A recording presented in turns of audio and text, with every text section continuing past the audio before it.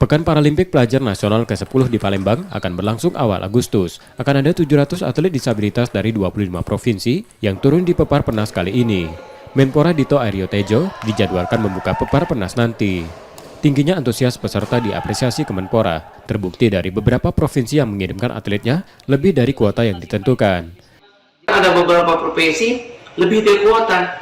Nah, ini dibolehkan kalau memang ada atlet-atletnya yang standar.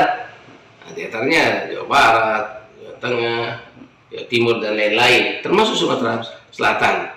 Jadi dari 28 yang kita tentukan mereka melebihi itu karena semangat banyak yang atletnya sudah terbina layak tanding. Dia bertitip pesan Bapak Menteri dan Bapak Deputi agar nanti kawal kami sebagai pesan di lapangan, terutama panitia daerah yang sudah jauh-jauh hari sedemikian rupa sudah full waktu ini dapat menghasilkan sebuah peristiwa pertandingan yang menghasilkan para atlet-atlet berprestasi yang sementara tingkat nasional bahkan tingkat regional mungkin di tingkat dunia.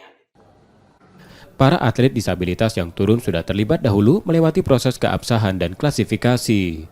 Nur Muhammad, Kompas TV, Palembang, Sumatera Selatan.